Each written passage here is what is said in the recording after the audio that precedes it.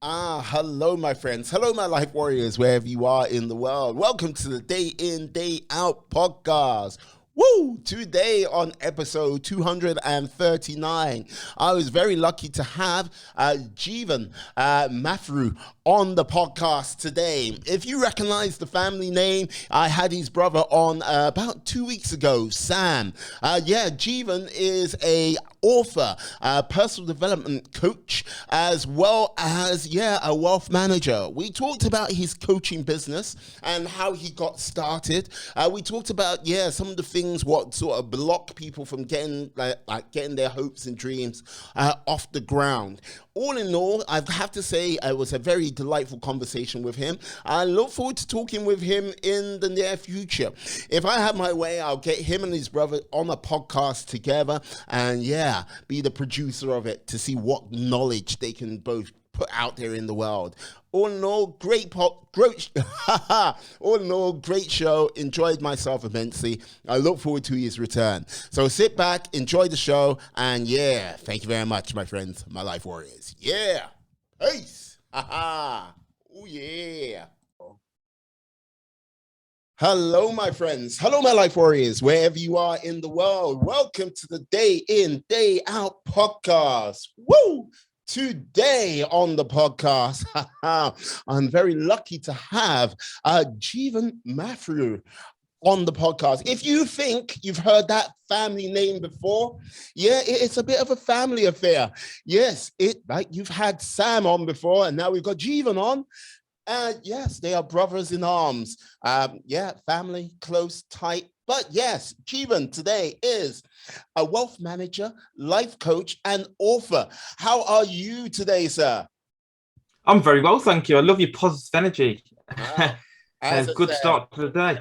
What can I say? As I said, Colombian marching powder and amphetamines keeps me going. Just the spirit you need for the day today. Yeah. As I mentioned, yes, your brother was on this podcast not so long ago, back on the 15th of April, in fact. I'm looking at his picture right now. He's like, I was like, okay. When he mentioned, yes, I have a brother, you should try have him on. I was like, okay, no worries. But we've been in contact, comms lightly beforehand. But now I have to ask, you are a wealth manager, life coach, author. How do you manage to deal with this trifecta of life in its world? So I think time management is really important. If we sort of take a back step before we look at the time management side of things. Yeah. When you're looking at your own life, you want to look at where you want to be in 5 years' time, 4 years' time, 3 years' time, 2 years' time, and obviously next year.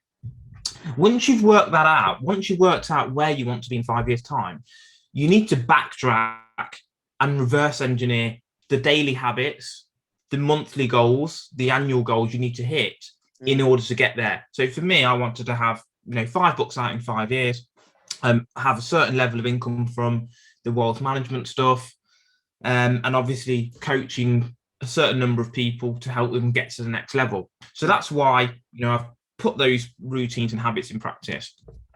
Now, in regards to your question, to answer that more directly now, how do I find time to fit all of that in, along with some other stuff, Mensa, for example, which we'll probably get onto at some point?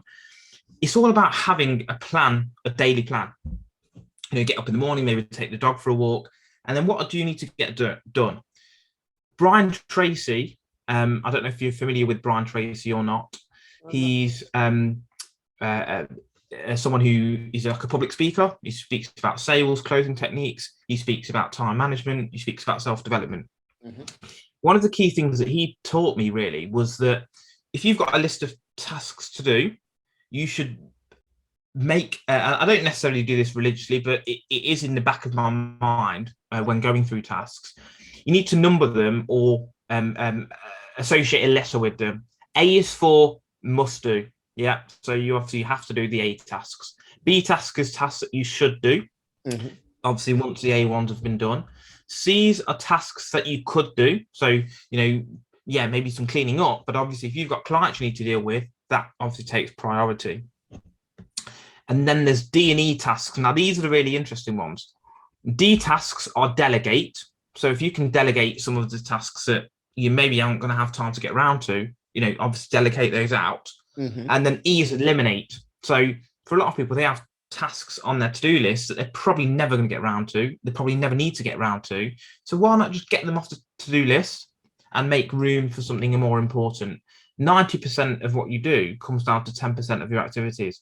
It comes down to the 80-20 rule, which is the Pareto principle, but it actually boils down a little bit further than that to 90-10. So in answer to you, to put it even more into context, I try and spend most of my time doing the books, the coaching, and being in front of clients for the wealth management stuff.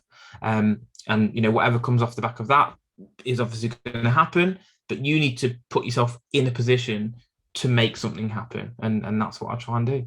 Yeah, no, I hear you. We're putting yourself in position to like make something happen. But like the whole thing is like, yeah, time management is key to many of that. But like with regards to, I mentioned balance, it's like, okay, because with all of these things, the wealth management, that is quite demanding. Like doing the novel, depending what, like doing a book, is also demanding its own realms in different ways. But like when you go talking about, yes, coaching as well, there are going to be times where when you're doing coaching or one-on-one coaching, depending on the actual person you're talking to, that sort of level of demand can be quite extremely different. Wouldn't you say if someone's like doesn't get what you're coaching right away, or if someone gets it, it's like, yeah, I understand, no worries. Roll with it. Yeah, I mean, the word balance really depends on, it's a very open word, balance. The balance for person A is not going to be the same as balance for person B. Yeah, for some people, they need 80% of time at home with the family and 20% working. For other people, it's like, well, I can do 90% of my own stuff. I just need 10% of time with family and friends. So balance is very subjective. It's not the same for everyone. So that's the first thing. Second thing, in terms of overwhelming amount of activities to do. So writing a book does seem quite an overwhelming task, as you've said, given that I've already written one, which you'll probably come to talk about at some point. And in the course of writing the second, I've actually sort of provisionally planned the third one, but I won't talk about the third one at this point. But what you need to do is you need to break down these goals into daily habits that aren't too overwhelming. Like if I said to you, you need to write a book by the end of the year, you'll be thinking, oh, that sounds it's a bit tough, that really, to write a book in a year. But if you actually break it down and think, look, what the average book is probably 300 pages. Yeah. And I'm not talking about novels here, I'm talking about non-fiction, which is the sort of realm I'm in. If you say, well, actually, there's 300 odd days in a year, if I write 1 page a day, the book's pretty much done in a year, isn't it? Yeah. Yes, I understand that. And like the whole thing is, I like your energy, I like your speed and everything like this. But I'm talking about balance for yourself. Look, other people, I get that. You know what I mean? I can tell there's a richness of information and knowledge waiting to bubble up. But I'm talking about your day-to-day balance, because like this is the thing. There are going to be many people out there who will listen to this and go, yeah, you know what? Okay, I've got my full-time 9-to-5 job going on. I might have a side hustle, or I've got my family and I've got kids, and you are doing sort of free demanding things. Like how do you balance? So it's like, it's one of those things where you tell people, and one of those things, how they can sort of go, oh, I can take that from you and like map it onto their lives. Okay, so this is So I sort of get where you're coming with this actually now. So let's use an example. If you love drawing, so let's say you're an artist and you love painting. Is painting for 12 hours a day going to be demanding for you? It depends on what I'm painting. Well, yeah, exactly. So there are some questions behind it. What are you painting? Are you painting for yourself? Are you painting for someone else? But on the face of it, that's going to be less demanding for someone than if they're an artist and they're having to clean toilets for 24 hours for the same amount of time. Mm-hmm. Because it's what you enjoy doing. So especially for the coaching and the authoring side, I actually enjoy those bits so much that it's not really taxing the system as much as maybe the wealth management side is. I'm not saying that I don't like the wealth management side. but there's probably not the level of passion there is for the other side. Yeah, because the books are in the same sort of era or industry side as the coaching. So what I would say is there needs to be some level of passion and interest for something that takes away some of that burden of being overwhelmed. So, I mean, you mentioned earlier to me before we came on air that you've got 4 podcasts today, haven't you? First, Yeah. I was the first of 4. For other people, they might be thinking, well, that's too much, 4 in one day. You know, you're talking for an hour, hour and a half. You know, for me, that's not the right balance. I need 1 a day consistently for the year. You might be thinking, well, actually, for me, I'd rather have 4 days of 4 a day and then 3 days off. And I'm not saying that you do that or you do it your own way, but everyone's different. And as a coach, as an example, we need to find out what makes you tick as a person versus what makes Mr. Smith and Mrs. Jones tick. And then we need to develop a plan for how you get to point A from point A to point B in a year's time, 5 years' time. If you don't know where you want to go in 5 years' time or where you want to be, how am I going to help you get there? How are you going to get there? You're probably not. And you're going to be wandering down the street in 5 years thinking, how the hell did I get here? Yeah, because like this is the thing. The reason why I'm interested, because like, okay, like for I don't know how far you're into your journey on this section of it, but there must have been a point, an epiphany moment where you're like, yeah, you know what? I need to devise a plan. What was that sort of spark? What was that moment where you're like, okay, hey, I'm doing my 9 to 5, but I want more, or I want to say, like, start taking my life in a new direction for yourself? Okay, so I was kicked out of school. I went to private school. I was pretty smart as a youngster. I went to private school and I was, a little rascal, exactly. So thrown out of school, and obviously my parents weren't happy having funding, numbers of thousands of pounds to send me to this private school. What I realised, and this is a little bit later on in life, having the ability is all right, but if you're not going to have the drive, the plans, the determination, it doesn't really matter. You could be the world's best footballer, but if you're not going to actually sit down and do the exercise and do the training, you're never going to get to the top. I mean, if you look at Messi, Cristiano and Ronaldo, for example, the reason they've done so well for so long is that they've got the discipline, they've got the diligence. There may have been players as good as those younger, but they haven't had the discipline. So when I was working in the wealth management space, one of the jobs that I was having was where I was traveling all over the country. So I was spending 5-6 hours in the car a day, driving to people's houses and giving them advice and stuff. So at first I was listening to music, the same old songs over and over again. I thought, well, this is a bit stupid. I'm wasting 6 hours a day listening to the same sort of rubbish. Why not try and use the time to my advantage? So it's where I stumbled upon Brian Tracy, Jim Rohn, Tony Robbins, Elle Nightingale, etc., etc., etc. So I used to listen to those guys for 5-6 hours a day. Yeah, how to time manage, how to maybe close more appointments, etc., etc. So that was really the spark for me. And with all of that information, and obviously we had COVID come about, I obviously started to write a book, to not only to help everyone else, but to also to help me. Because when you are writing a book, you're doing a lot of research and you're learning stuff. As you said, there's a wealth of knowledge here bubbling over, because I had to read so much stuff to actually condense it down into a manageable size. But one of the things I realized is that a lot of people go down a career path for the wrong reasons. They will go down a career path for the potential financial gain that they will get at some point. So, I want to be a banker because I'm going to earn 150 grand a year with perks, with bonuses. Fantastic. What tends to happen is 5 years into that journey, they resent themselves. They're like, well, I hate doing this. It's soul destroying. It does tax the system because I'm doing something I hate for 12 hours a day. On the flip side, if you look at anyone who's super, super successful, Roger Federer, Lionel Messi, Elon Musk, Bill Gates, etc., they all have a real passion for what they do. So they could work 18 hours a day and it's no sweat to them. Is that down to their personality type being matched with the job they do? Probably. Is it down to the passion that they've got for something? Absolutely. Is it because they don't have financial obligations that they can't meet? Absolutely. And just on that one is that a lot of the time we go down a career path. So financial advice or banking or accounts or whatever it's going to be. You then buy a house, you buy a car, and you've then got financial obligations of X £1,000 a month that you have to meet. And it's very difficult to then come off that job conveyor belt to start something. So there's a couple of ways you can do it. One is that you burn the boats and just jump ship, excuse me, and try something new. The second way is that you have to do stuff parallel. So you have to work on yourself in another remit while you're doing your full-time job. So, there's no hard and fast rules here that mean success, but there are things that you have to think about.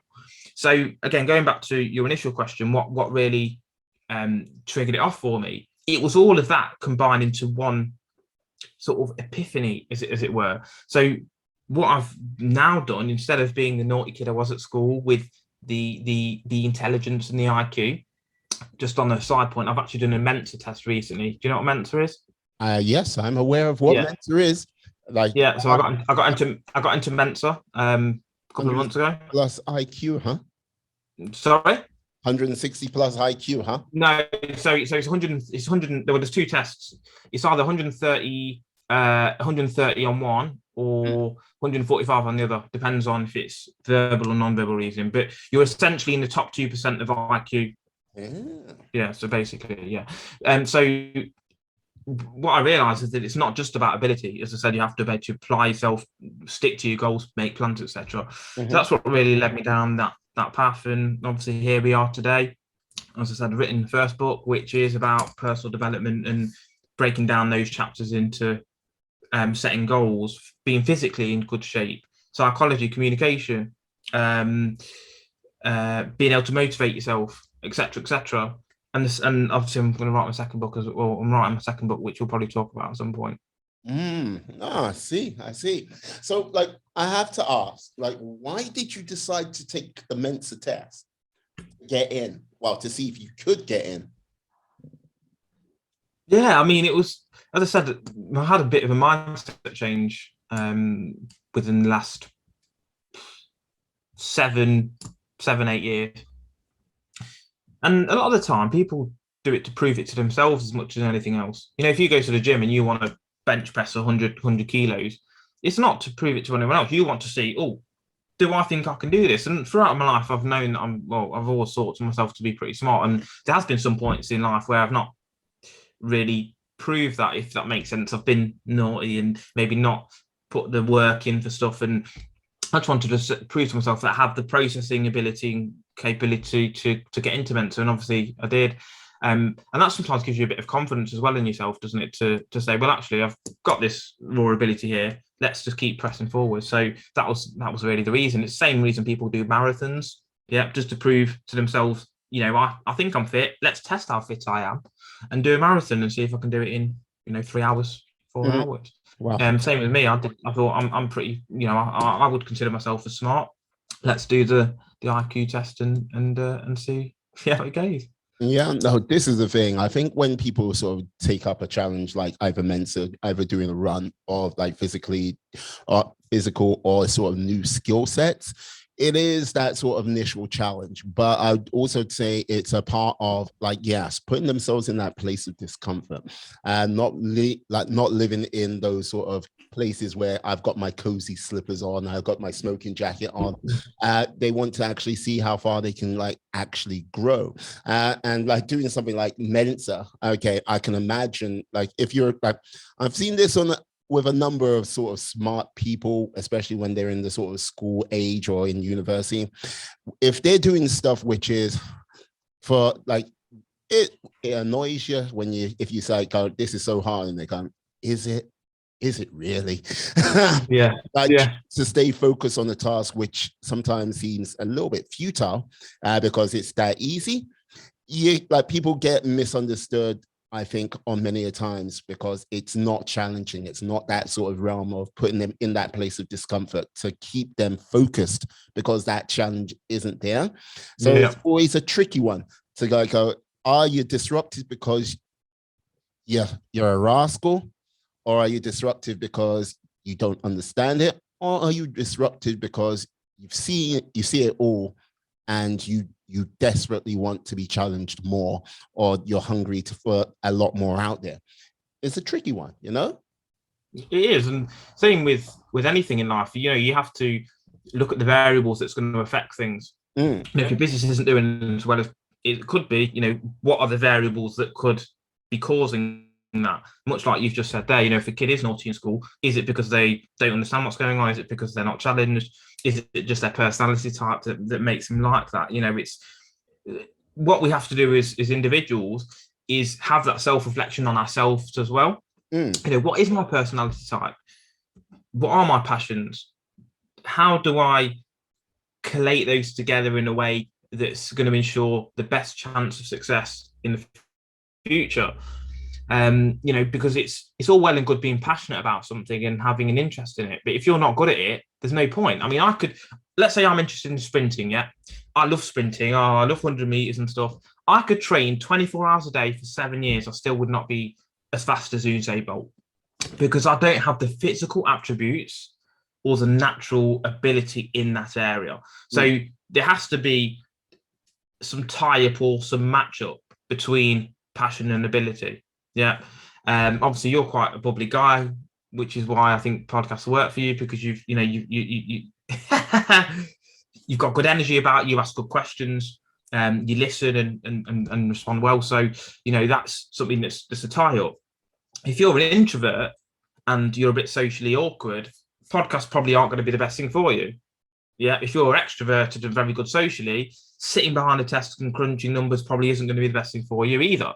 And that's something that, you know, if people were to ask themselves the question, a lot of people would say they're in the wrong job. But, you know, is circumstance causing that? Is it a case of, do you need a plan of action to move careers? I mean, if I was to go back and do it all over again, I probably would have done something like psychology at university, because that's where I had an interest and I was pretty good at it. But, you know, you can't go back and you can't wish things to be different, or you can look at it's the future now and say, well, how can I change things moving forward? So yeah, that's one of the things that we do as a coach. Yeah, we look backwards and see how you've got to where you are, but it's not like counselling where it's always about looking backwards and going through those problems. It's more about, well, where are you now? How do we get where you want to go? You tell me. I'm not going to say you need to move to Australia and get a job doing this and then come back over and go to the States and go to... You need to work out, and we work out together what you want out of life. Yeah, relationship wise, finance wise, location wise, dependency wise, fitness wise. You know, all of these goals are quite important, and it's a case of working through those together. Yeah, no, I agree with you. Like there has to be reflection, and I think like self-examination of oneself. I don't think enough people do that in this world, because it's one of those things where they go, okay, yeah, I want to change, and they go down and they get on that sprint and they like, oh, I'm going to change, but then it comes to like, 30 days in, and it's like, oh, how comes things are not changing the way I expected? 60 days in, how comes things are not going the way I want it? 90 days in, it's like, right, nothing's changing. It's like, right. But over that sort of course of time, and when you started or before you started on this endeavor, did you sit down and go, okay, these are the sort of key principles which are going not the way I want it in my life, and I want to repair this. What are the systems or plans I could put into place to change? You don't need to change that many things. If you got a list of 10, 20 things, I think all you need to do is like concentrate on 3 key things, and you'll be amazed at how the world can change for you in a short period of time. But they don't do this, and like, because they've got a lifetime of things which have put them in that position they don't want to deal with, and they're not happy with, like trying to turn that around, especially in such a short period of time. It's like, you want to change your whole life around in 90 days. It can be done, but you have to do some really extreme things to do it. Like, really have to change your environment. It's like, yeah, I've been sitting on the couch for 20 years. Okay, I've decided to join the military. That's an extreme change. And yes, after 90 days, they will change you, but it's not going to be down to your own self-will. It's going to be down to someone else's will and what they want from you. But you know what I mean? People really need to examine themselves. What would you say to people like, hey, you want to change 10 years of things? You want to change it in 90 days? What would you like? Would you say it's possible, or would you say it's impossible? So it's possible. The first thing we need to do is we need to change how we look at things. Mm-hmm. We need to look at things more optimistically, first of all, and positively. So let's give an example of how that works. So I'll give 2 examples. Okay. First things first. If I say to you, don't think of elephants, what do you think of? Vampire bats, because I'm dark and like that. No. So, yes. Yeah. As soon as I say elephants pop into your head. Yes. Yeah. So even if I say don't think of something, the first thing that will pop into your head is an elephant, and then you will move away from that. When people set goals or try and change, they talk about what they don't want quite a lot. Oh, I don't want to work here anymore. I don't want to be fat. I don't want to smoke. Blah, blah, blah, blah. Instead of saying, I don't want to be single, why don't we tell ourselves, I want to find a relationship or want to be in a relationship? They mean the same thing, but your mind doesn't look at them in the same way. When you say don't do something, you tend to do it by default anyway. So, don't keep working here. You probably keep working there. So we need to set positive base goals. That's the first thing that a lot of people fall foul of. Mm-hmm. Secondly, we need to look at things in a positive nature, even if things go badly. So people get sacked and they, really upset about it, but you've got the opportunity to find a job that you actually love in a place that's maybe close to home and maybe pays better. Or if your car breaks down on your drive, why not say to yourself, instead of saying, oh, I've got to spend £300 on it, it could have broken down 500 miles away from home, and I was in the rain, my phone was dead, I had to wait 12 hours for someone to pick me up. Yeah. So there's always things that you can look at on a positive nature. So it's all about how you think. It's not what happens to you, as the Stoics, I think it was Seneca or Aurelius said, it's not what happens to you, it's how you view things that's important. The same things can happen to all of us, and we all view things differently. So if we say, if we say, oh, the reason I'm poor, and this is something that Jim Rohn talks about, oh, I'm poor because the government and my manager and the business, I'm underpaid, etc., etc. Taxes. Don't you think that Bill Gates and Jeff Bezos have the same problems, but they deal with it in a slightly different way? So it's all about how you look at things. We need to change our own programming. We're a program, and as you said, a lot of this happens earlier on in life with how you're treated and what your viewpoints are. We can change that, but it takes a lot of time through affirmation, through repeated instruction, etc.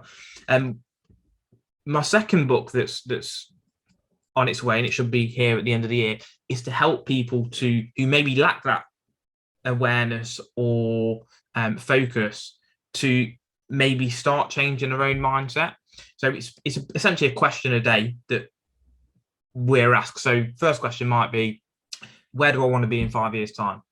And I would write a little bit, like a few paragraphs about what you should think about, where do you want to be in terms of finance and job role, and do you want to have kids or married or etc.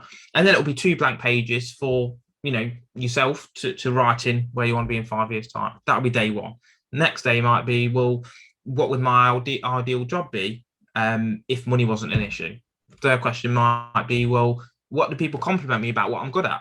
Because if you're, really physically, let's say you're a runner and you're really fast, you're really fast because people tell you are really fast. Yeah. People tell you what you're good at. It's just natural. Oh, do you know what? You're a really good speaker. You are. You're really good at maths. Oh, do you know what? You're, basketball, you're unbelievable. At the gym, you're smashing those deadlifts. People tell you what you're good at. And the reason that happens is to give you a clue of where you should be heading in life. So that's one of the other questions, what compliments do I get? And how can I maybe improve on the area even further to actually bring me some income? So yeah, it's a book that I'm going to use myself as well once it's finished to answer my own sort of questions, because your version of the book is going to be different to my version. The question's going to be the same. the sort of guidance area is going to be the same, things to think about, and maybe sub questions to ask yourself within each. But you are going to write your own version, and it's a book for you to obviously resort back to. So I'm quite excited about this book. And as I said, it should be available by the end of the year. But, you know, as you said, I'm very busy, so it might be that get pushed back. But, you know, I'm going to endeavour to try and stick to that as soon as possible. The outline of the book's there. It's just a case of a few tweaks and actually getting it formatted and published. Putting flesh on the bones, as they say. Yeah. Exactly. Yeah. No. Exactly. Yeah, no, you bring up a point, like a very good point. Yes. And I think this is another thing which people don't actually think of. What is their definition of success? What is, like, how do they define that? Because, like, okay, if you just went with the sort of, okay, generic, this is success. It's like, okay, yeah, you got money in the bank, you got your big fast car, like depending, like, yeah, you either married or you got a whole host of chicks in the back, and like, yeah, damn Brazilian lifestyle. That's success, baby. And like, but that's not necessarily true for everyone, because it's not true. Because if it was just having money in the bank, if it was just like driving fast cars and everything like this, everyone will aim to have it. And I think people fool themselves by going for that. But when it could be like a case of, what is success for you? Like, yeah, just having a family and just, like, you know what I mean, raising my kids and having them be really happy. Yeah, going traveling, seeing the world. And I'd be really happy. Like, yeah, just, you know what I mean, sitting down, being able to just enjoy a day, like by either reading a book and, like, right. That is like every bit of that can be successful for those individual people, but it's not a generic thing. It's a very personal and tailored thing. And as soon as people work that out, I think they'll be happier for it, you know?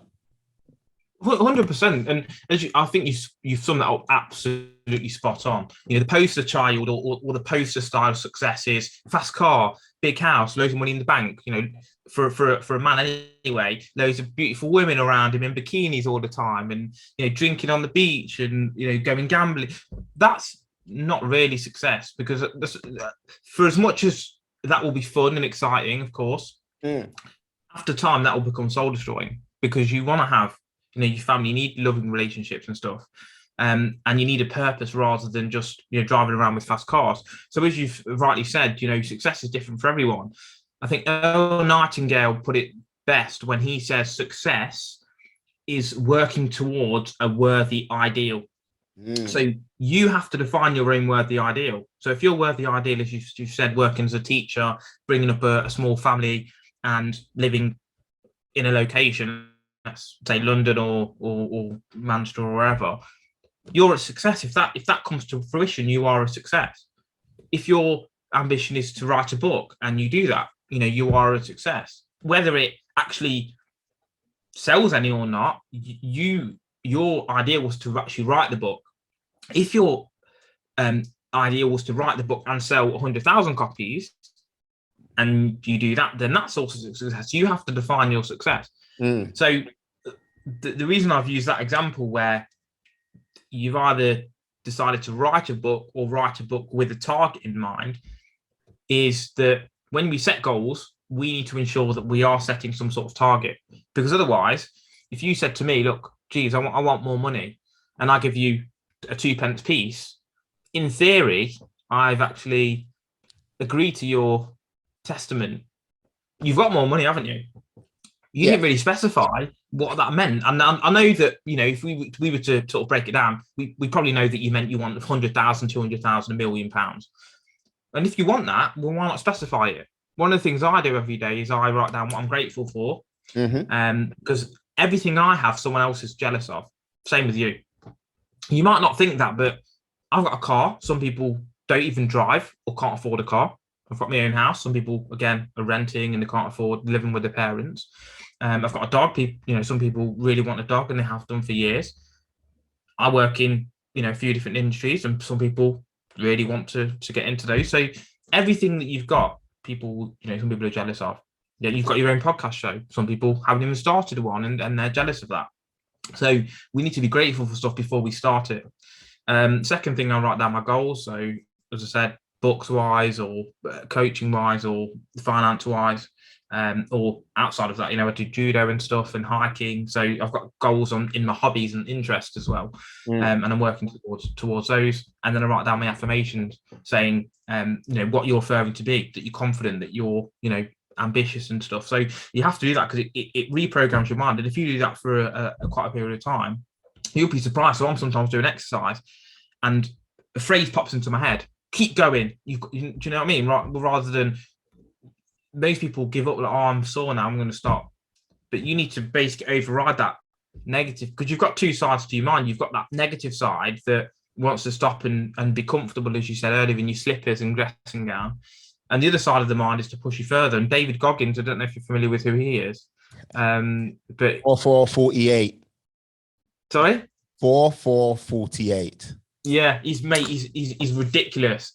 His pull-up record, and he runs 100-mile back-to-backs, and he did like the Navy SEAL 3 times Hell Week and stuff. He's someone who's got real control of his mind, and the only difference is the mind. It's not any physical differences. I mean, obviously it isn't if you put the extremes out there, but for someone, let's say, on a similar physical plane to him, he will outperform them based on his mentality. Obviously, he's created this whole new persona of Goggins rather than David Goggins, etc. But sometimes you need to do what you need to do to actually get results. And you'll see from boxers and stuff, they'll get into a certain zone, won't they? Before a fight, that they're probably not like outside of that. But again, they are programming the mind, and you can use like schemas and neuro linguistic programming and anchoring and all these sorts of things to get you into that state. So, by touching yourself in a certain way or putting certain music on. Easy, Tiger. It's not that type of show. Sorry? Touching yourself in a certain way. I said it's not that type of show. Well, that's maybe for the after show. Oh, no. Yeah. No, but I have to say, okay, you mentioned David Goggins, and yes, I've read his book. Well, I've listened to his book a number of times, and yes, I've seen him online a number of times. There is something he does every year. 4448. Do you know it? Well, it's like the marathon thing, isn't it, that he does? 4 miles every 4 hours for 48 hours. So yeah. I've done that twice myself. Have you? Yes. I would recommend it to anyone who wants to have a little bit of a mental reset, because there's times where, okay, through no fault of our own, through going through life on a sort of day-to-day basis, as much as you can be a positive person and everything like this, it's like imagine a filter. There's a sort of build up of negativity and everything like this, which will happen and fill up that filter over a course of time. And I use that 4448 or something like that to sort of cleanse that filter. So it just goes, okay, that whole year of stuff, it's like taking it off. Obviously, there's going to be some things which, which can be a little bit deep rooted, but the sort of minor things which give you that sort of stress or negativity, it helps cleanse that. I think you should do it one year. I think you'll enjoy it. I probably will, actually, because I'm doing a challenge in the Isle of Man in mid-June. Okay. So it's like a cycling, swimming, canoeing, running, hiking. I think I said cycling already, but all of those sorts of things in like a 3-day challenge. So that's, as you said, something where you're exerting yourself physically, because I think it's good for your body, of course, isn't it? And it's good for your mind. What people don't want to do is, like, for example, they'll say to themselves, I want to be really resilient and courageous as a person. I want to be fit and strong, but they're not willing to go through the stuff that's going to make them resilient in the first place. And as you said, with the 4 for 48 or this challenge, it's good to do those periodically. As I said, I do judo as well, so I've got a competition at the end of this week be honest, I'm going a bit out of my depth in that I'm going to be fighting like GB athletes who are maybe looking to go to the Olympics. So I think I'm going to get battered. But, you've got to fight fire with fire, fight iron with iron and all that. So unless you go against people who are at a certain level, you're never going to either reach that level or know where you are. So yeah, you've got to push off. And I probably will try that 4-4-48 thing. I've written it down anyway on my pad, so I can have a look at that. But I'm always up for challenges, physical, mental challenges, and like this is do that. Yeah, like with regards to like physical and mental challenges are, I'd say, they're great.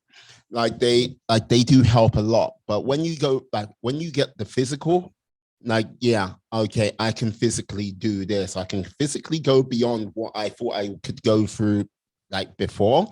It's like, oh, it unlocks a whole heap of new things, I would say, on the mental side that you've never like thought you could do before. And like, it's like, okay, I get it. And like with you, like going up against, God help you, GB, jiu-jitsu people, like, I think that like going through that sort of physical struggle, I think will unlock a number of things for you. I think with many people today, it's like, they don't have that sort of physical challenge, or it's there, but they shy away from it. And so they don't kind of get to know that other half of themselves. Because look, I would say, honestly, on a sort of day-to-day basis, for most people, we know about 30-40% of who we truly are. And like as each sort of decade goes by, we get to know ourselves better. Like if you don't do certain things in life, say if you don't have a family, you never know what you would do for a child or anything like that, because you haven't unlocked it. You go, oh yeah, my best mate, he's got kids. It's like, I'll defend him with my life. You go, wait a second.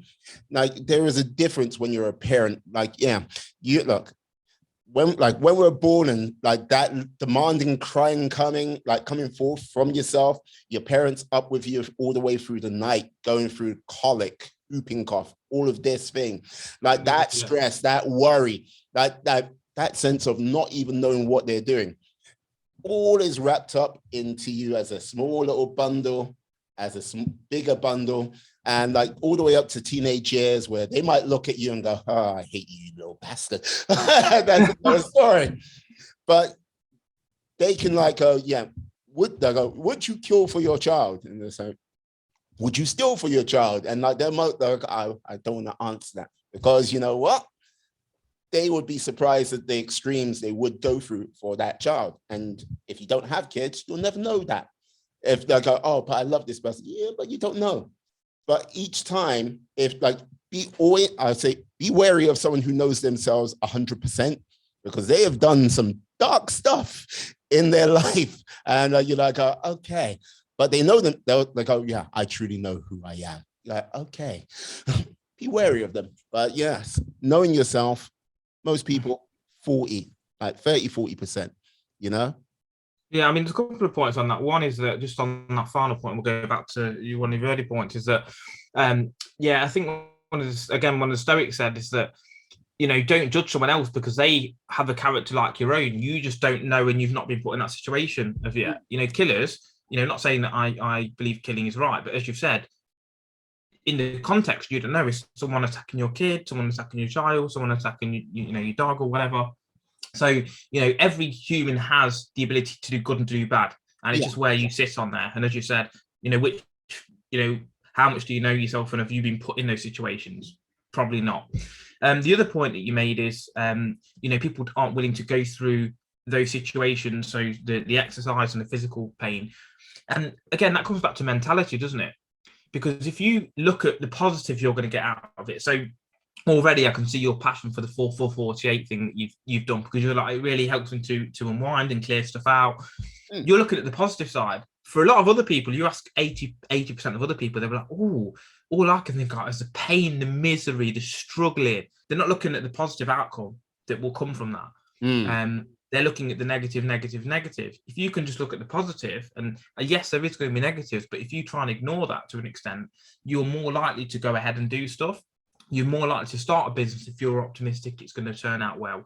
You're more likely to go for this, 4 for 4, 48, or, the challenge that I'm doing, if I can see what positives may come from it. If I'm thinking all about the pain in my legs and my shins and my calf and the running and my arms from the swimming, I probably won't do it. I probably wouldn't. So what we need to do is we need to train ourselves to look for the positives in any situation, and that will drive us to go ahead and actually take on the challenge. With the GB athlete thing that you said earlier, I'm looking at it in a respect of, well, I can learn from these. I'll see where I'm at. It will be a good learning experience. You might get a cheeky win somewhere. You never know. Right. Whereas for other people, they'll be like, oh, nah, it's out your depth. You can hit battered. Well, how do I know it's out my depth unless I've actually tried it? So for me, I've tried to nail on my mindset now, where I'm looking for positives and trying to push beyond my comfort zone again, as you mentioned earlier. Because if you're stuck in your comfort zone, you'd still be in a car, getting breastfed by your mum, wouldn't you? So, you've got to get out of that comfort zone as early as possible. Start walking, start crawling as you did early on. Get out into the real world and push yourself. Now you're an adult, and we'll hope, most people listening will be adults. You need to develop your own comfort zone and plan ways out of your comfort zone, things that you haven't done before. Push the challenge further, keep pushing, and see where that takes you, really. Yeah, no, I hear you. I am curious. Okay, with regards to putting yourself out of your comfort zone, what was one of the sort of first lessons you kind of learned when you started up your sort of coaching business? I realized that a lot of people have got the same problems. As I said, that's why we've been able to talk about common issues here, that they've got the same problems, but they're dealing with it in slightly different ways. So people have got fear of failure. Yeah. They don't want to start up a business because they've got the fear of failure. They self-sabotage by, instead of doing the work, they're going out and getting drunk or taking drugs or doing the easy tasks. So as we said about the task A to E, they're like, oh, I'm going to mow the lawn now instead of starting my business. Yeah. So a lot of the times it's a psychological thing. They're not maybe planning their goals 5 years into the future. They're just taking what comes. They're talking about themselves negatively. They're saying, well, I don't want this. I don't want this. Well, I'm saying, well, why are you talking about what you don't want? Why not talk about what you do want? So what I tend to find is that there are commonalities, but they are different and bespoke depending on that individual person and what they're trying to get. Yeah. So it's like if we take sport, for example, football player, there's only a few things that make a good football player: good touch, good awareness. If you're a striker, being able to finish, fitness. If you're a defender, big and strong, being able to head up. But within that, each player has got their own intricacies about how those attributes fit into them personality-wise, and also in terms of how they play. So that's what coaching is. And I try to replay that in my own life as well. We'll look at, well, where have I got these fears of failure and success? Where do I have these issues of maybe putting stuff off? Yeah, where have I got these issues of discipline and maybe being able to work harder? Now, yes, you need to work hard, but what I've also realised is you need to work smarter as well. I was working 7 days a week, right, for 7 years, and it was just silly of me to do that. I was trying to work hard and doing 2 jobs and stuff, but I should have been working smarter at that point. But now I've lived and I've learned and I've understand that you don't need to work harder and longer hours. Sometimes you need to be working smarter, where you can increase your value, which then increases how much you earn, versus, I need to work more hours at $10 an hour or £10 an hour or £20 an hour, because there's only a certain number of hours in a day. If you can get recurring income or increase the value and people are willing to pay you a lot of money, then you're never going to run out of money. So Mike Tyson, as an example, he went bankrupt, didn't he? Yeah. But he will never, ever be bankrupt, really, because he is the value, isn't it? He's got a value behind him because he's been professional boxer, world champion. He can coach boxing. He's got a wealth of knowledge. People want to hear his story. He can come on podcasts. He probably paid to be guests places. People will let him have stuff free just because of who he is. So he will never really be bankrupt because he's got that value behind him. For other people who haven't got a value, if they go bankrupt, it's game over. So what we need to do is ensure that we have got a value and are leaders of the field again, and Earl Nightingale phrase, so that we will never have an issue, because value never goes out of fashion. But in that same term, when you use the Mike Tyson example and other people, it then bankruptcy in that respect, the way you've said it is more of a mindset thing, because like this is the thing, it's like even if it's someone else who's not Mike Tyson, they do have skills and talents which they could still put to work to basically help bring them an income. The only time when it fails is if that they have that mindset where it's like, I am now bankrupt, I am now defeated. There is no sort of positive way forward, if you know what I mean. Yeah. I mean, I can't remember the exact number, but let's just say it's 50%. It's something around there anyway. 50% of millionaires have been bankrupt at some point. Yes. Because what they understand is a temporary measure. If you're bankrupt, you have a 6-year period where you've got to reset. But what you've not lost is that of what you've learned along the way in valuation. So two really good points here. Peter Jones on Dragon's Den, he made 200 million, lost it all and made it all back.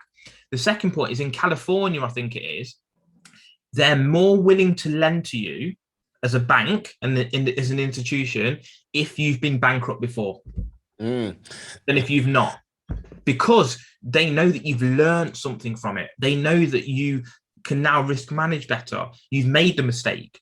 Your second venture is probably going to be better than the first, etc., etc. So, nothing. There's never anything in life that you can't take a positive from. And just on the Mark Tyson front, this is something he said a couple of weeks ago. I don't know if you heard this or not.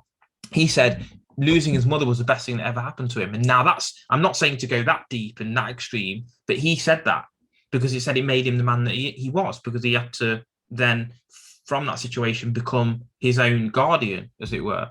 So, and again, I'm not reiterating that that's a good thing, of course, but what I'm trying to say is that you need to look beyond what happens and look at how you can use that to your advantage and develop further.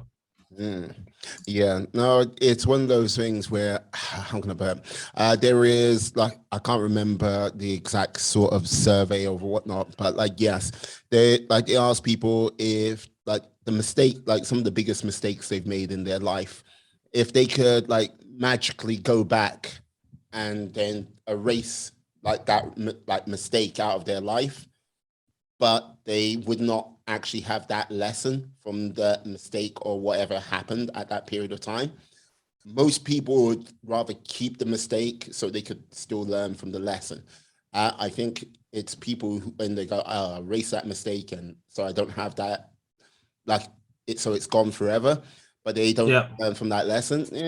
Then I think they're in the sort of shady ground.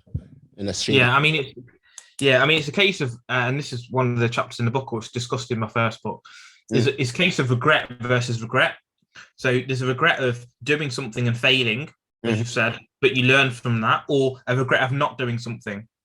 So when you're 70 years of age, you need to ask yourself, did I regret starting a business and failing, or did I regret not starting a business and not knowing where it had gone?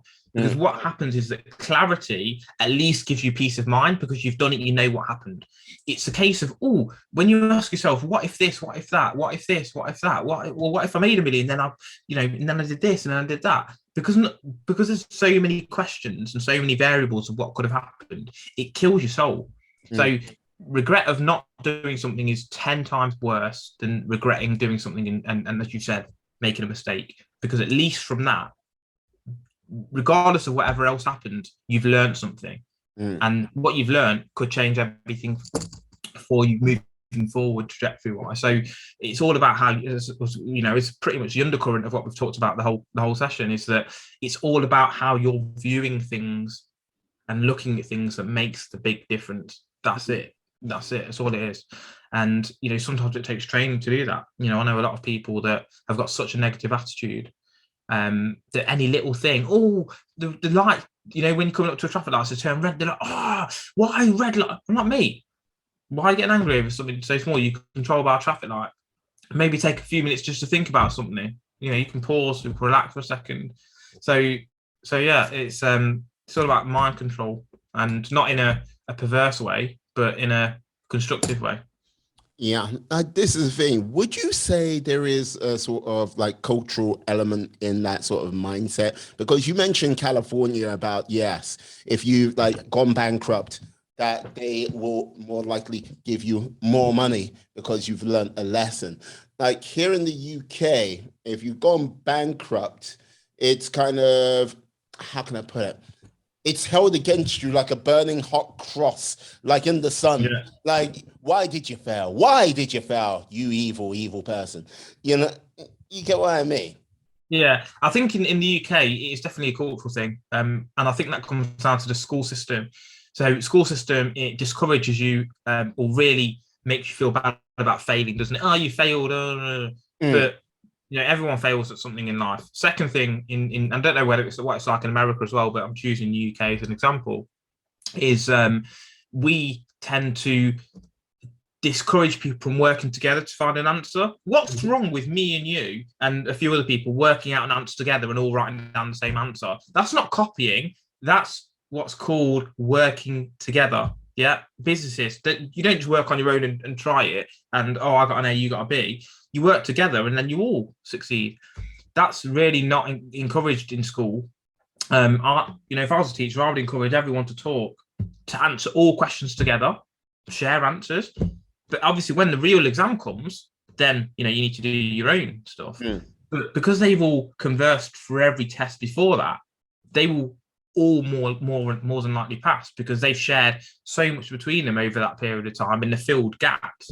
If you go to a business board meeting, you have different specialisms in the same room. You've got the CEO, you've got an accountant there, you've got a sales manager, etc. Because they're all filling the gaps to come up with the best possible way.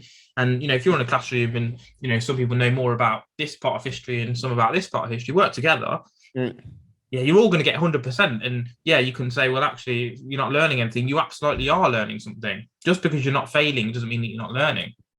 So I think that working together is really important, and to help each other out. You might give someone something one point, they might give you something else in return, and that's as a way to improve. It's definitely something that I would look at, so that everyone can benefit and we can really move forward. So I hope that makes sense. No, it does make sense. And like, this is the thing, like with regards to sort of taking that learning, utilizing the power of cooperation, like on a sort of like day-to-day basis. Like, what would you say to people to help them do that? Because look, one is like, hey, coming to yourself as a coach to help them sort of move forward, that is a great first step. But like to sort of like, okay, any sort of good coach just wants, like, at the end of the day, be like going, okay, it's now time to go out there and go for it yourself, because I can't be here all the time holding your hand, because if that's the case, you're not. Yeah, I think there's a bit of discrepancy as to what essentially a coach is. So there's quite a few things that are fairly similar. So you get counselling, which, as I said, it's talking about problems that have happened in your past. Yeah. You get a psychologist who is there to maybe assess you psychologically. You get mentors, who are someone who is specialist in a specific area. So let's say that I'm a football manager and you're coming up as a football manager. Yeah. I would be your mentor to help you go through the journey I've been through. Yeah, so that's what a mentor is. A coach is more specific to an individual in the way that, what are you trying to get? And I'm going to help you to get there. It's not a case of following in my footsteps. It's a case of working out what you want. So as far as being able to network is concerned, we would sit down and say, well, they might say, well, I find it hard to network. Why is that? Oh, I'm an introvert. Okay. Well, if you're an introvert, does that mean that well, first of all, it does mean that you like spending time alone. Great. But could you at least spend some time in social settings and maybe improve your social abilities? Yes, I could. Okay. Well, where do you think you're lacking socially? This, and this. Okay, great. Well, what are you doing about those things? Nothing. well, maybe let's put something in place where you are doing something. You can see it's just a case of working stuff out together. It's not a case of you need to do this, you need to do this. It's, you're actually telling me as the coach what you want, and we, as I said, to work together then, and I will help draw stuff out of you, and obviously we work together on that front. That's why it's a little bit different than a mentor. As I said, a mentor is saying, well, this is the industry I've been in, you're there, this is what you need to do to get to the level I'm at. That's something completely different. So it's always good to have all of them. But yeah, coaches can do a very specific job. Indeed. So with regards to how you would like to see yourself, your business grow in the next, say, 5 years. Look, you've mentioned one book, and another book, which is down, like coming in the sort of distance. What else do you want to do? Again, this is what it comes down to. You need to have a purpose, and you need to have something that you want to achieve. And for me, I just want to be in a position where I'm someone who people think about when they want to change their mentality. They've probably heard something I've said on a podcast, or they want to speak to me directly, or they've read a book and think, actually, this has changed my mentality. I just want to be someone like that helps people to get to the next level. And whether that's through the coaching side, whether that's through the books. As I said, I've got plans to write 5-10 books over the next 10 years. And someone who people consult, so that's what I want. And the reason why is because I actually enjoy seeing people do well. A lot of people are resentful and jealous and haters when they see people do well. I enjoy people doing well. If you enjoy people doing well, you are more likely to do well yourself as well. It all comes down to value added. Amazon, let's take Amazon as an example. The reason they're worth so much as a business is because you can go online, you can type in a product, it's probably going to be there because they've got, almost unlimited products, and it will be delivered to you at a good price today or tomorrow. There's not many people doing that. Yeah. So that's where the value is added, because they can provide a service. The same goes for coaching or whatever else. You need to be able to add the value first. And, that's why I'm on these podcasts and I've written books, and I want to provide that value so that people feel, yeah, do you know what? I've got something from that. As opposed to not providing any value and doing the take job, which is, over the short term, great, you could make money from it, people do, but over the long term, you don't build a legacy, you don't actually make that long term or generate that long term success. So yeah, that's why, giving out information and obviously books and coaching and stuff. So we have a free initial consultation with the coaching, seeing if we're on the same page.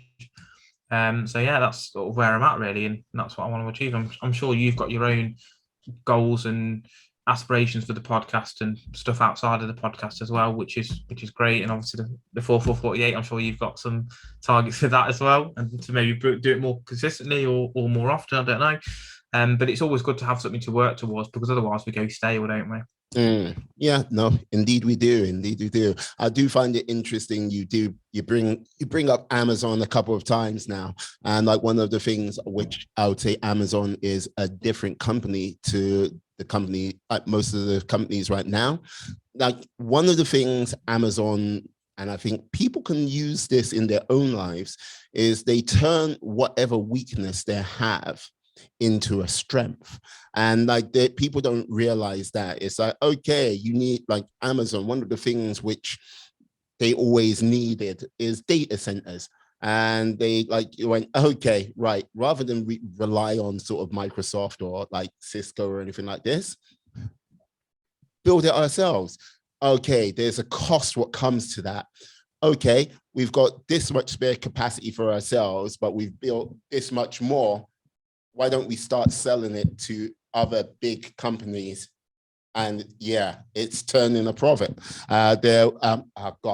It's web services provider or something like that. I can't remember what the exact pronunciation is, but it's like they turned that into a strength. And now they're looking at their logistics side and going, okay, we have to rely on UPS, FedEx, and all these other places. Why don't we start doing that ourselves and then start charging other people for that. So take their weakness, turn it into a strength. And I think like this is the thing. I think people need to sort of like go, this is my weakness. I'm strong at this, but this is a weakness I have. Can I turn it into a strength, or can I bring someone on board what can make that weakness I have into a strength? And I think if people start to do that a little bit more, I think, they'll be surprised how far they could go. Yeah, well, a couple of things. It's resourcefulness. You were talking about with Amazon. They're resourceful with what they do have. The second thing is I don't like the word weakness because it's got a negative connotation. What I would prefer is areas of improvement or required improvement. Yeah. So because it gives you a psychological it's a better viewpoint psychologically. So you say, okay, this area of the business needs improvement. How can we capitalize on that improvement? Already, you can see that if it's areas of improvement or required improvement, you will look at it different than if we say it's a weakness. Because weakness, people try to steer away from weaknesses, don't they? They try and get all, squirmy and say, oh, it's my weakness, let's stay away. If we rename it as areas of required improvement, people say, yeah, I'm willing to work on that. So I think for me, that's what I tend to do, to try and make things sound more appealing than they are, because you then tend to do them. Yeah, like this is the thing. The reason why I use weakness, because when I think about businesses, I think about it more on the sort of combative side of things. And yes, it comes down to strengths and weaknesses. I can understand why you go areas of improvement with a person, because yes, when you okay, people there's a lot of people which don't act, but there are people which look at it as a sort of day-to-day combat of, I must have that self-improvement, aka Goggins, and there are other people which don't look at it like that. It's like, yes, self-improvement, yes, what areas can I improve on that level? That's the reason why I use weakness. It's that SWOT analysis, isn't it? Strengths, weaknesses, opportunities, threats. Yes, from a business perspective. I get, obviously I know what weaknesses mean, and it's an important word, but as I said, just from as you rightly put there, from a personal perspective, when you're looking at your own position, areas of improvement is a good way to look at things, because then you will naturally want to put more time and effort into it. I don't know why, but from a psychological standpoint, when we look at weaknesses, we tend to steer clear of them for whatever reason. We're trying to maximize the potential for growth and motivation, which has to really come intrinsically rather than externally. And the best way to do that is to, as I said, make things sound more appealing, or as appealing as possible. Yeah, but that's what it is, though, because when you have to look at yourself and have that self-reflection and look at these weaknesses or areas of improvement, it's sometimes, most of the times, they are they show the ugly side of our character. And this is the thing, it's all fine and good when you look at you look at yourself in the mirror and you see this irreverent glow coming off of yourself, aren't I brilliant? Aren't I magnificent? So I'm such a good person. But if you look in that mirror and you go, oh, yeah, there's this and then there's that, there's that isn't the nicest part of me. And if people knew that this lurked in there and stuff like this, the little voice, what goes on in most people's heads, if a person talk to you how you sometimes talk to yourself in your head, you're going, you should punch that person because that's not a very good person. They're not, they don't mean you well. And you're oh, that's sometimes the voice what lives in people's heads on the day-to-day basis, Yeah, I mean, Jordan Peterson put it really well, if you're familiar with who he is. He said, you should treat yourself like someone who you care about or you're taking care of. So, you should look at yourself from an external perspective of, I'm my parent or I'm whoever. And you should be looking at things on a positive basis. The only disadvantage with that, I think, is that parents and family members tend to try and avert you away from danger and say, oh, don't start the business and take loans out, because, what could happen is you can go bankrupt, and they will try to keep you with the safe and secure.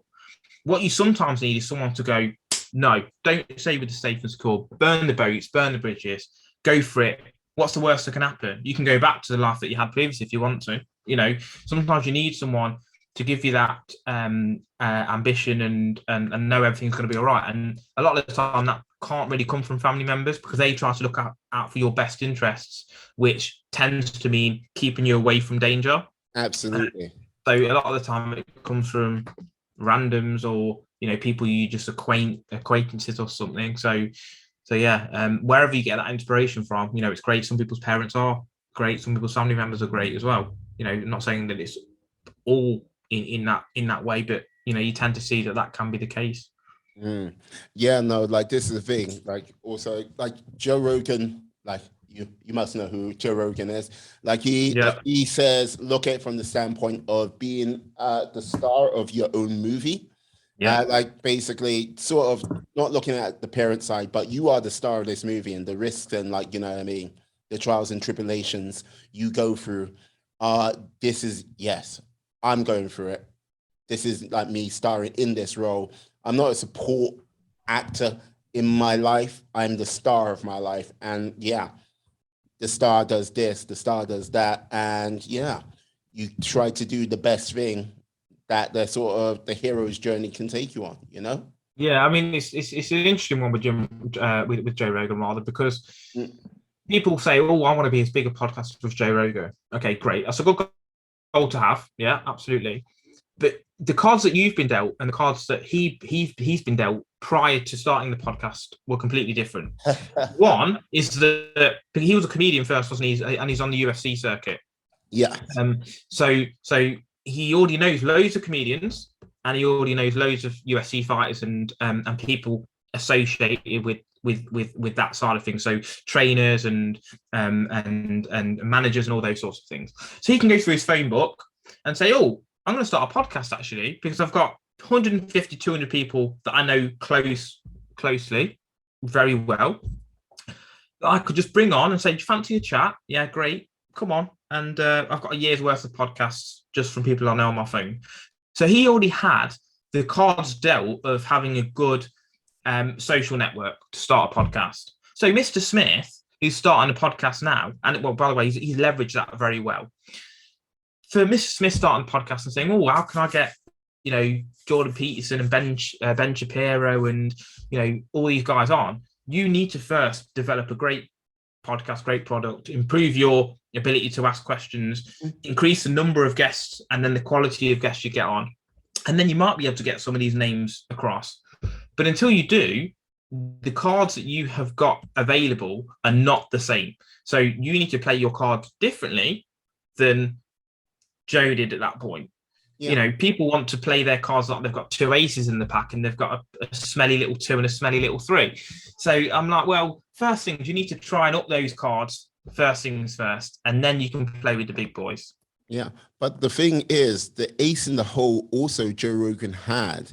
It's like he was on Fear Factor for the best part of a decade, like interviewing people, Fear Factor, like a TV show, which he was on for a decade, interviewing, like having conversations with scores of people from all over the United States. So he's having that contact.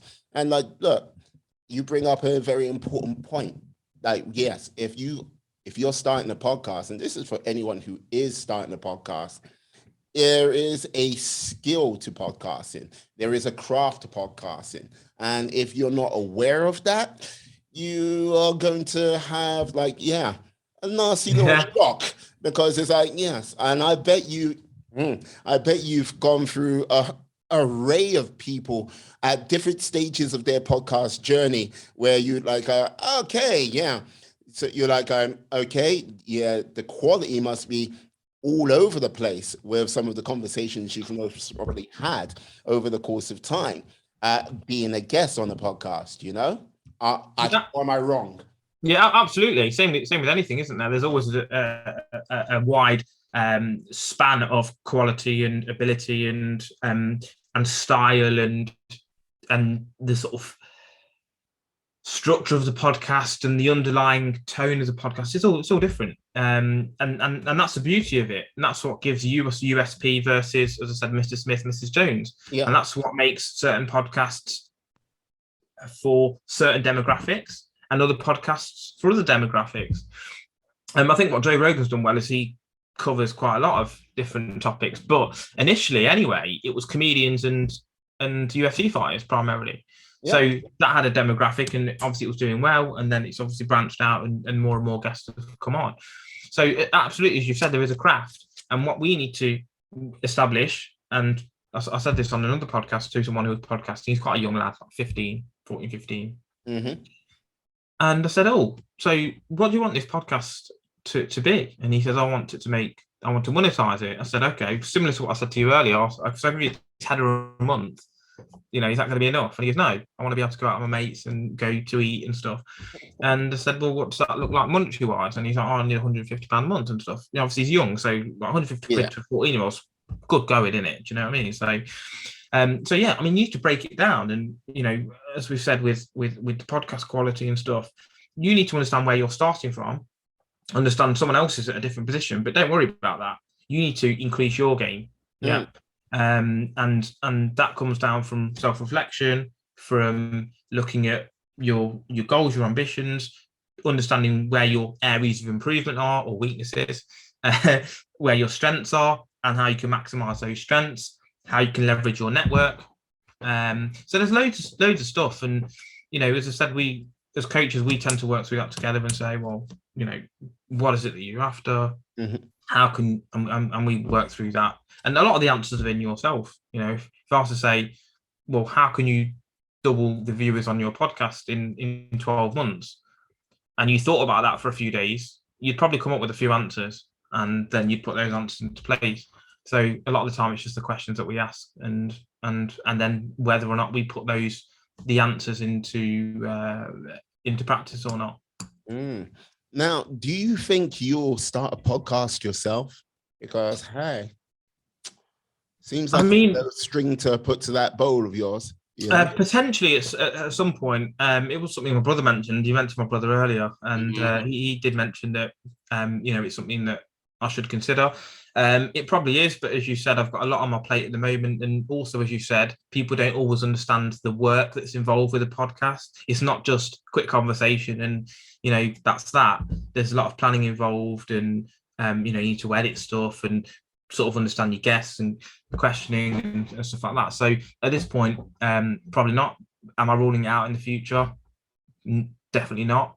But as I said, I've got my own goals at this stage, and, you know, that might change. So when you set your goals, and this is the beauty of it, excuse me, is that if you set a 5-year goal and a year down the line, you sort of reassess yourself against those goals and think, actually, that goal, I want to change that slightly. Let's move it. Let's edit it slightly. So instead of writing, let's say, 5 books in 5 years, I might say, well, actually, I want to write 3 books, but I want to start a podcast.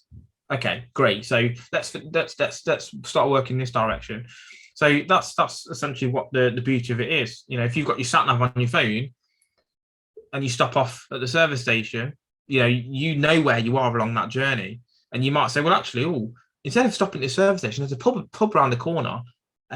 Looks like it serves good food. Let's just take a detour, and then we'll come back on the path. So, you know, you don't know what's going to happen in life, and along the path anyway, you can plan the path, but you know, not always certain what can happen, and the opportunity may arise. So in answer to your question, could be at this point. There's nothing set in stone. So yeah, maybe at some point. I think if you and your brother sat down, had some good conversations, might be a good call. Might be a good call. Just saying. I can see it happening. But yeah.